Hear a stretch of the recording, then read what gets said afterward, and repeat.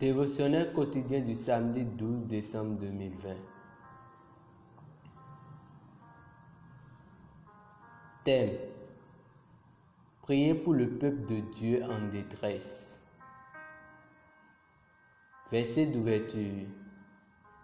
Au reste, frères, priez pour nous, afin que la parole du Seigneur se répande et soit glorifiée comme elle l'est chez vous. 2 Thessaloniciens 3, verset 1.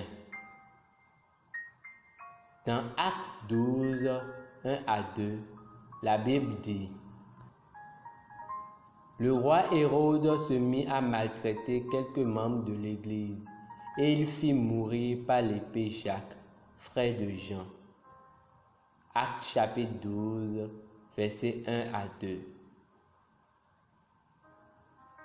Lorsque l'Église a appris que Jacques avait été arrêté, ils ont dû penser: Jacques arrêté, rien ne lui arrivera, c'est un homme de foi.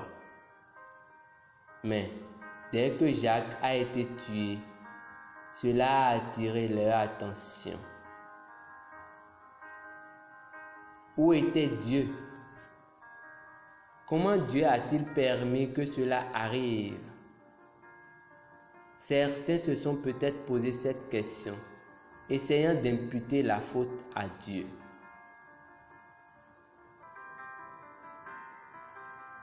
Mais ce n'est pas Dieu qui permet que de telles choses arrivent. Jésus a dit: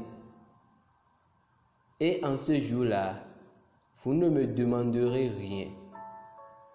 En vérité, je vous le dis, tout ce que vous demanderez au Père en mon nom, il vous le donnera. Jean 16, 23. Puis, dans Matthieu chapitre 28, verset 18, il a déclaré: toute autorité dans le ciel et sur la terre m'a été donnée. Et sur la base de cette autorité, il a dit: allez donc et faites de toutes les nations des disciples. Matthieu chapitre 28, verset 19. Jésus nous a donné son autorité. Il nous a donné son nom. Donc, ce n'est pas Jésus qui les a laissés tuer Jacques. Ce sont les chrétiens qui n'ont pas fait leur travail en exerçant leur autorité dans la prière.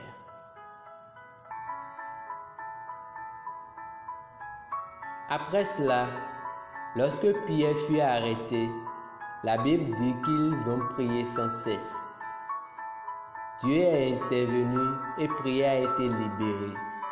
Actes chapitre 12, versets 5 à 7. Ainsi donc, chaque fois que vous priez, vous faites en sorte que Dieu intervienne de façon légale, alors qu'il ne serait pas intervenu si vous n'aviez pas prié. C'est pourquoi nous devons prier pour les ministres de l'Évangile et pour l'avancement du ministère de la réconciliation en ces derniers jours.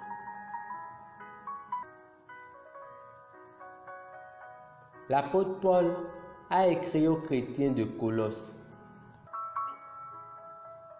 priez en même temps pour nous, afin que Dieu nous ouvre une porte pour la parole, en sorte que je puisse annoncer le mystère de Christ, pour lequel je suis dans les chaînes.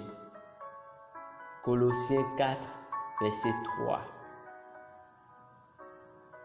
Puisque Dieu leur avait déjà dit d'aller prêcher l'évangile, pourquoi avait-il besoin de prier Dieu de leur ouvrir une porte pour la parole? Cela nous montre qu'il y a des adversaires dans le monde. Alors, priez toujours pour les églises de Christ partout dans le monde. Plusieurs rapports confirment que les chrétiens sont le groupe le plus persécuté dans le monde. Plusieurs sont dans une détresse extrême, obligés de faire face aux traitements les plus inhumains à cause de leur foi en Jésus-Christ. Grâce à vos prières pour eux, ils seront fortifiés. Le Seigneur interviendra dans leur situation et il aura un changement. Prions ensemble.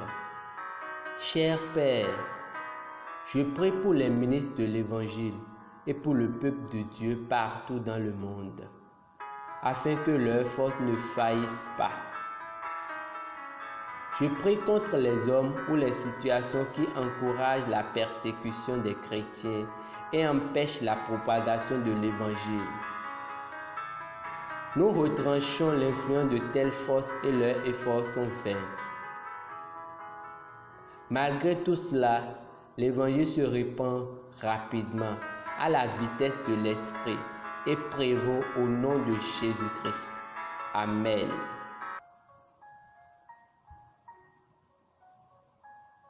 Étude approfondie de la Bible.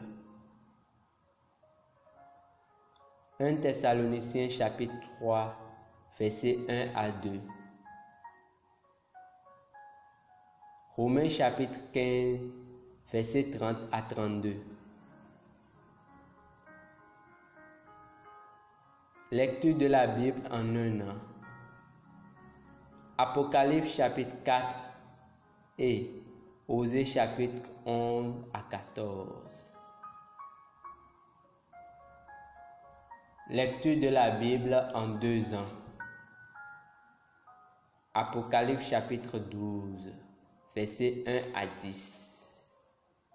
Et Michée chapitre 1 et 2.